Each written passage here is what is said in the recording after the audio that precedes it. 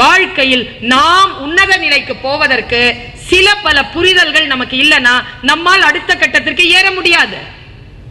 Lenin ஒரு ஆள் தெரியுமா உங்களுக்கு? யாரு?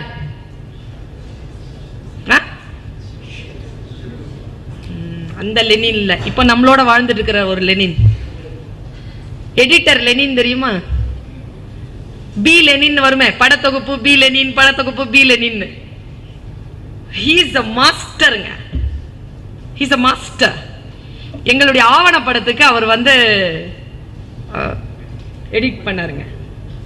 அவரை சந்திக்கிறதுக்காக நான் பிரசாத் ஸ்டுடியோ போறேன். நாங்க இப்படி நின்றுட்டு இருக்கோம், எங்களை கூப்பிட்டாரு, நாங்க போயிட்டோம். அவர் ஒரு மரத்தடியில் உட்கார்ந்துருக்காரு. போயிட்டோம் நாங்க. பின்னால எங்களுடைய தோழர் ஒருத்தர் ஒரு விஷயத்த சொல்றாரு, நீங்க வரத்துக்கு முன்னால ஒண்ணு நடந்ததுங்க இங்கன்னு. என்ன நடந்ததுன்னு கேட்டேன். அந்த மரத்தடியில தான் அவர் நின்றுட்டு இருந்தாரு. யாரு? உள்ள ஒரு படச்சுருள் இருந்தது, அதை அவர் திருப்பி அனுப்பிட்டாரு. என்ன திட்டுங்கிறீங்க அப்படின்னு. ஏன் திட்டுறாரு? என்ன? எடுத்துட்டு போயிடுங்க, நான் பண்ண மாட்டேன், எடுத்துட்டு போயிடுங்க அப்படின்னு சொல்றாரு. இல்ல சார், நீங்க பண்ணி கொடுக்கணும்னு அவர் அங்கேயே நிக்கிறாரு. எடுத்துட்டு போயிடுங்க அப்படிங்கிறாரு. அப்படி எடுத்துட்டு போயிடுங்கன்னு அவர் யார்கிட்ட சொன்னாருன்னா சங்கர் சார் கிட்ட சொல்லிட்டு இருந்தாரு. எடுத்துட்டு போங்கன்னு சொன்ன படம் எந்திரன். பண்ண மாட்டேன்னு சொல்றாருங்க. எங்களுடைய சின்ன ஆவணப்படத்தை பண்றேங்கிறாரு. பெரிய விஷயங்களும் வேண்டாங்கிறாரு. பீம் சிங்குடைய பையன் அவரு, ஒரு பெரிய லெஜெண்ட் பீம் சிங், அவருடைய பையன். அவரை ஒரு நாள் எங்க காலேஜ்க்கு கூப்பிட்டு இருந்தேன். நான் என்ன சொல்றேன், இந்த மாதிரியான விழாக்களுக்கு உங்களை உற்சாகப்படுத்துகிற பேச்சாளர்கள் அப்படிங்கிற ஒரு புறம் இருக்க, ஒரு துறையில் வித்தகம் படைத்த அந்த அவர்களுக்கு பேசுவது ரொம்ப சுலபம், சாதாரணமா தான் பேசுவாங்க, ஆனா ஆழமான விஷயங்கள் பேசுவாங்க. அந்த மாதிரியான ஆட்களை கூப்பிடுங்க. அவங்க தன்னுடைய எக்ஸ்பீரியன்ஸை சொல்லட்டும். சில நேரங்கள்ல இந்த மாதிரி ஆர்ப்பாட்டமா பேச மாட்டாங்க, நமக்கு போர் அடிக்கிற மாதிரி இருக்கும். ஆனால் ரொம்ப கவனமான குழந்தைகள் அங்க அவயவங்களில் இருக்கும் ஆர்ப்பாட்டங்களை பார்க்காமல் என்ன சொல்லுகிறார்கள் என்பதிலே கவனம் வைப்பவர்களாக நீங்கள் மாறுகின்ற பொழுது கேளிக்கை அப்படிங்கிற ஒரு விஷயம் தமிழ்நாட்டிலிருந்து ஒதுக்கப்படும். அறிவு சார்ந்த விஷயங்கள் வரும். லெனினை கூப்பிடுறேன் ஒரு நாள் எங்க காலேஜ்க்கு, லாங்குவேஜ் ஆஃப் சினிமா பேசுங்க பிள்ளைங்கிட்ட அப்படின்ட்டு. அவர் சொல்றாரு, சினிமாவுக்கு வந்து லாங்குவேஜ் இருக்கு, பட் கிராமர் கிடையாதுங்கிறாரு. அப்புறமா சொல்றாரு, இல்ல கிராமர் இருக்கு, லாங்குவேஜ் இல்லங்கிறாரு. மாற்றி மாற்றி அவருடைய விஷயங்களுக்கு அவர் சொன்ன அந்த பட்டியல் இருக்குல்ல, பிரமாதமான பட்டியல் அவர் முன்வைக்கிறார். எடிட்டர் தான் ஒரு படத்தினுடைய மிக முக்கியமான ஒரு கருத்தா யாருன்னா எடிட்டர் தான். அவர் வந்து லஞ்ச் டைம்ல நாங்க இந்த மாதிரி பூ கொடுக்க மாட்டோம், நாங்க ஃப்ரூட் பாஸ்கெட் கொடுப்போம். வெயில் நேரத்துக்கு ஃப்ரூட் பாஸ்கெட் நான் கொடுத்தேன்.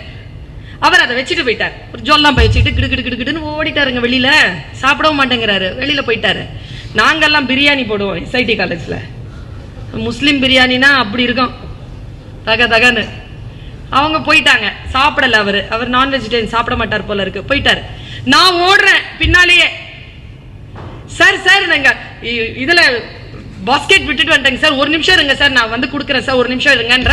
அவர் ஆட்டோல எதுலயோ போறாரு, ஆட்டோல போறாருங்க, நிக்கிறாரு. சரி பர்வீன் நானே வரேன் அப்படின்னாரு.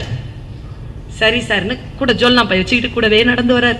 வெயில்ல நடந்து வந்து என்னுடைய கேபின் உள்ள டிபார்ட்மெண்ட்ல உட்கார சொன்னேன். உட்கார்ந்தாருங்க. அப்படியே பகிர்ந்துக்கிறேன் பிள்ளைகளா, அந்த எனக்கு அவர்கிட்ட இருந்து கிடைச்ச அந்த ஞானத்தை அப்படியே உனக்கு அப்படியே தள்ளி விட்டுறேன். கடவுளுடைய ஆசீர்வாதம் இருந்தா நான் ஒழுங்கா சொல்லுவேன், அதே ஆசீர்வாதம் உனக்கு இருந்தா கரெக்டா உனக்கு புரிஞ்சிடும்.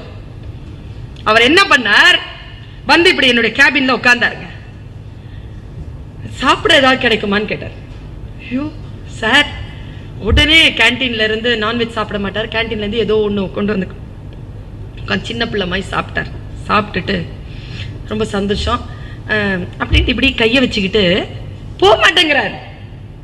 போனவர் வந்து உட்காந்துட்டு அவருக்கு ஏதோ மூடு உட்காந்து பேசுற. பேசிட்டு அவர் சொன்ன வார்த்தை, லெஜெண்ட் நான் என்ன பர்வீன் அப்படின்னாரு. எப்படி சார் சொல்றது, நீங்க சொல்லுங்க லெஜெண்ட் நான். Who is legend? Anybody? Sir? Who does not? What is that legend? Branda. Still in a particular. Skilled.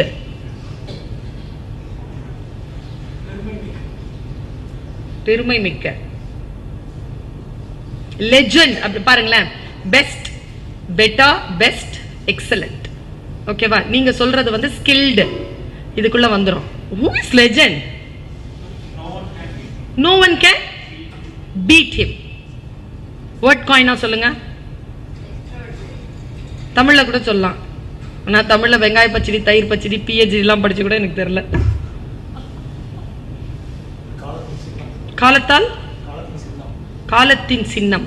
இல்ல அது எதுக்கு வேணாலும் சொல்லிக்கலாமே சார். லெஜெண்ட், காலத்தை வென்றவர். What coin? அந்த ஐ படத்துல சொல்லுவான்ல, நீங்க எதை சொன்னாலும் லெஜெண்ட்ங்கிறது அதுக்கும் மேல. பெருமை மிக்கவன் அதுக்கும் மேல, காலத்தை வென்றவர் அதுக்கும் மேல, ஸ்கில் பேஸ்ட் அதுக்கும் மேல, எல்லாம் அதுக்கு மேல ஒண்ணு கிடையாது. ஒண்ணுனா அது 11, நான் 11னா அது 111. என்ன இருந்தாலும் லெஜெண்ட் இஸ் a legend, அவ்வளவுதான்.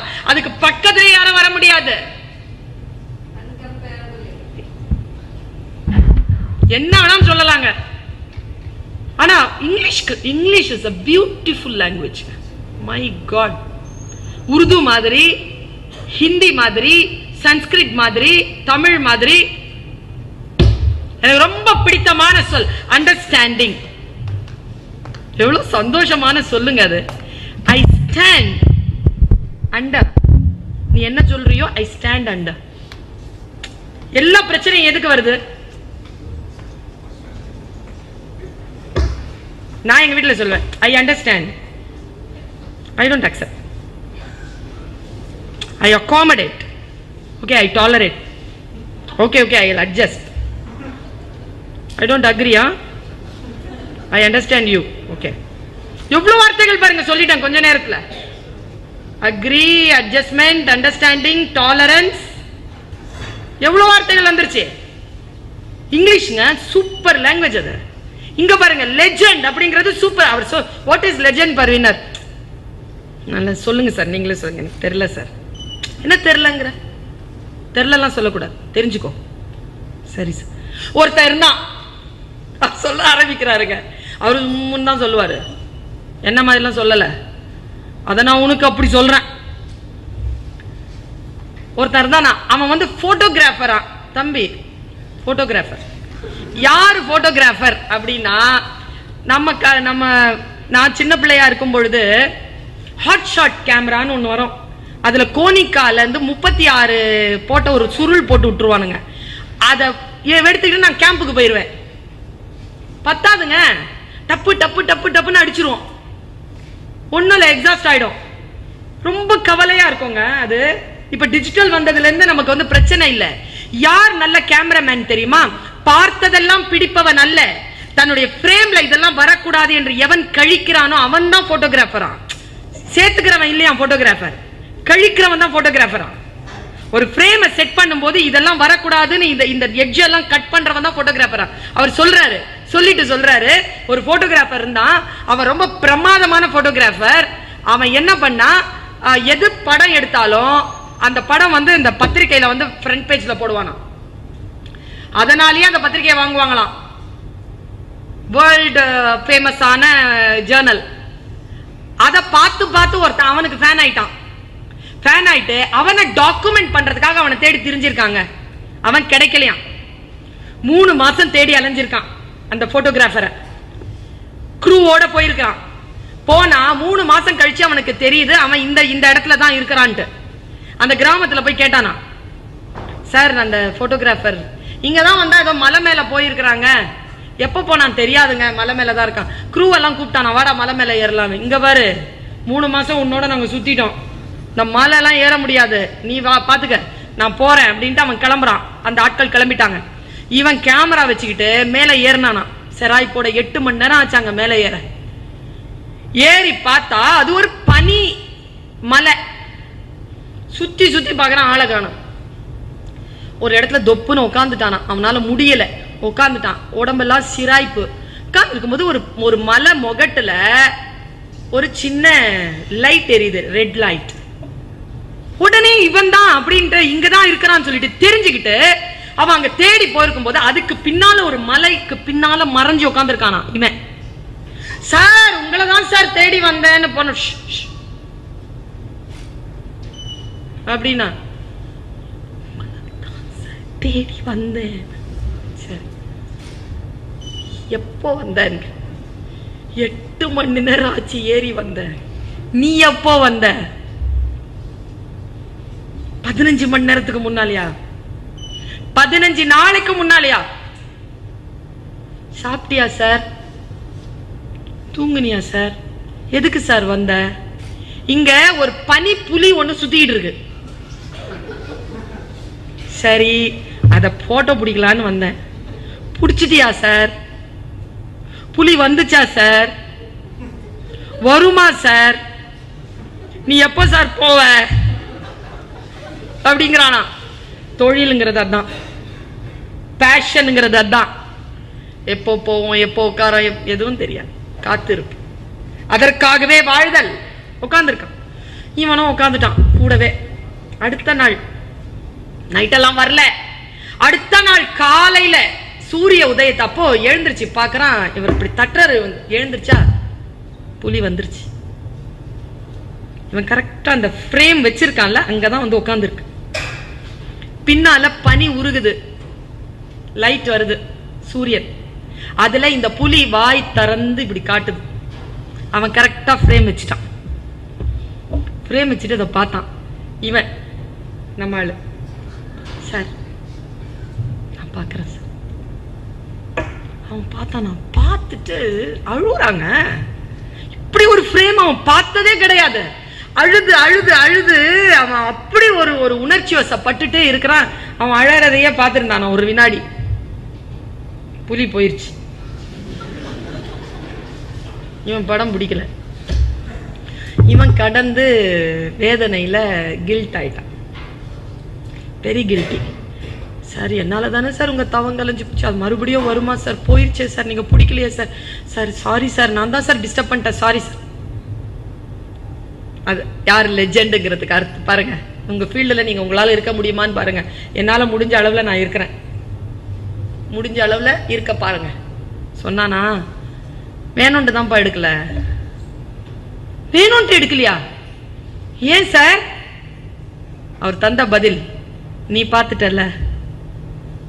என்ன பதில் தெரியுமா? அது என் கண்கள் பார்த்த காட்சியை மட்டும்தான் இந்த உலகம் புகைப்படமாக பார்க்குமே தவிர வேறு ஒருவன் கண்ணில் பட்ட ஒரு காட்சி என் புகைப்படம் அல்ல என்று நினைக்கக்கூடிய லெஜெண்ட். நம்முடைய விஷயம் சொல்லிட்டு ஒரு விஷயத்துல கொண்டு வந்து அப்படி சிக்னேச்சர் போட்டுறணும் பிள்ளைகளா. அந்த சிக்னேச்சர் நம்முடைய சிக்னேச்சரா தான் இருக்கணும். போல செய்தல் கூட யாரும் பண்ண முடியாது, பண்ணினாலும் தெரிஞ்சிடணும். இந்த விஷயங்கள் வந்து சேர்கிறதா? உனக்கு எந்த துறையாக வேண்டுமானாலும் இரு. என்ன சொன்னாரு இப்ப அவரு? கருணாகரன் சார் சொன்னாரு, நீங்க எது செஞ்சாலும் அதை வந்து ஃபுல்லா செய்யுங்க. நான் வந்து டீ கடை வச்சிருந்தாலும் நான் புகழ் பெற்றிருப்பேன்னு சொன்னார்ல. ஒரு ஃபேமஸ் கோட் சொல்லவா? எனக்கு மிகுந்த பிடித்தமான ஒரு பேச்சாளருங்க, மார்ட்டின் லூதர் கிங் ஜூனியர். உங்களுடைய போய் யூடியூப்ல பாருங்க. ஐ ஹாவ் a ட்ரீம் அப்படின்னு பேசியிருப்பார். பேசிக்கிட்டே இருக்கும்போது ஷார்ட் பண்ணிட்டாங்க அவரை. என்ன பேச்சுங்க அது? அதுல சொல்லுவாரு, அடிமைப்பட்டு இருக்கக்கூடிய என் சகோதரனே, நீ தெரு பெருக்குகிறாயா? நீ தெரு பெருக்குகின்ற பொழுதும் உன் துடைப்பத்தை எப்படி எடு தெரியுமா? பீத்தோவன் ஒரு இசைக்கருவியை வாசிப்பது போல் நீ அந்த தெருவை பெருக்குவாயாக. அவ்வளவு பேஷனா பண்ணுப்பா ஒரு வேலையை, அவ்வளவு பேஷனா பண்ணு. அது பெயினாவே பண்ணாது, அது பெயின் கிடையாது. எப்படி வந்து பேஷன் பெயினா இருக்க முடியும்? உனக்கு ஒரு கிராஸ் ஹாப்பர் கதை தெரியும்ல? கிராஸ் ஹாப்பர் வந்து ஒரு வெஸ்டர்ன் சின்ன பிள்ளை கதை. யாருக்காவது தெரியுமா? எப்ப பார்த்தாலும் அந்த கிராஸ் ஹாப்பர் வந்து மியூசிக் வாசிச்சுட்டே இருக்கும், கிட்டார் வாசிச்சுட்டே இருக்கும். எறும்பு வந்து போய் போய் சாப்பாடு வந்து போய் சேர்த்துக்கிட்டே இருக்கும். மழை காலம் வந்துடும், இதுக்கு பசிக்கும், இது எங்கேயும் போய் பார்க்கும், இருக்காது. அப்போ எறும்பு சொல்லும், ஒழுங்கு மரியாதையா வேலை செஞ்சு இருந்தா இப்ப சாப்பாடு கிடைச்சிருக்கோம்ல, மரியாதையா அந்த கிட்டாரை குடு. வாங்கி வச்சுக்கிட்டு இது கொடுக்கும், சோறு கொடுக்கும். சோறு சாப்பிட்டே உட்காந்துருக்கும். வெயில் காலம் ஆரம்பிச்சிடும். ஒழ அப்படின்னு உடனே தெருவில் போய் போய் எல்லாத்தையும் அது மாதிரியே போய் சாப்பாடு கொடுத்துட்டே இருக்கும் இந்த கிராஸ் ஹாப்பர். இதோட கதை முடிஞ்சது தெரியுமா? அடுத்த கதை நான் சொல்றேன். இந்த கிராஸ் ஹாப்பர் என்ன பண்ணுச்சு, ரோட்ல போய்கிட்டே இருக்கும் பொழுது அதால முடியல. அது என்ன பண்ணுச்சு, இங்க பாரு, சோத்தை தூக்கி சுமந்துட்டு போறது உன் வேலை, என் வேலை அது இல்ல, என்னால அதெல்லாம் பண்ண முடியாது, மரியாதையா கிட்டாரை திருப்பி கொடு. கிட்டாரை வாங்கிக்கிச்சு. வாங்கிட்டு போய் அது பாட்டுக்கு வாசிக்க ஆரம்பிச்சிருச்சு. இது வாசிக்க பாக்குது, இன்னும் எறும்பெல்லாம் வேகமா போகுது. கிட்டாரை வாசிக்கிறது நிறுத்திருச்சு. எறும்பு சுலோவா போகுது. உடனே சாயந்தரம் எறும்புகளை பேச்சுவார்த்தைக்கு கூப்பிட்டுச்சு. இங்க பாரு, நீ உழைக்கிற, நான் கிட்டார் வாசிக்கிறேன். நான் கிட்டார் வாசிக்கும் போது உனக்கு வேலை செய்யறது கொஞ்சம் நல்லா தெரியுதா? ஆமா, அது நல்லா தான் தெரியுது. அப்போ ஒண்ணு செய், 10 தானியத்துல ஒரு தானியம் ஒரு ஆள் எனக்கு கொடுத்துடணும் ஒரு நாளைக்கு, நான் உங்களுக்காக கிட்டார் வாசிக்கிறேன்னுச்சு. மொத்தம் இருக்குது 1000 எறும்பு. ஒரு நாளைக்கு இதுக்கு 1000 தானியம் கிடைச்சது. என்ன தெரியுமா இங்க டாக்டிஸ்? தனக்கு பிடித்தமான வேலையை செய்து கொண்டே அதில் சம்பாதிப்பை ஏற்படுத்திக் கொள்ளுகின்ற கிராஸ் ஹாப்பர்ஸ். நீங்கள் எல்லாம் உழைக்கும் எறும்புகள், இதோ நான் கிட்டார் வாசித்துக் கொண்டிருக்கக்கூடிய கிராஸ் ஹாப்பர். எது நமக்கு நிரம்ப பிடிக்கிறதோ அதை செய்து கொண்டு அதில் சம்பாதித்துக் கொள்ளுதல், அதில் மேலே வருதல். எவ்வளவு பெரிய மேனேஜ்மெண்ட் தெரியுமா? நமக்கு பல விஷயங்கள் எது தெரியல, நான் இதுவரைக்கும் சொல்ற, வீட்டுல போய் இன்னைக்கு 2வது முறையாக நீ யோசி, உண்மையில் உனக்கு ஆர்வம் இருக்கின்ற துறை எது என்று யோசி. Give time for that.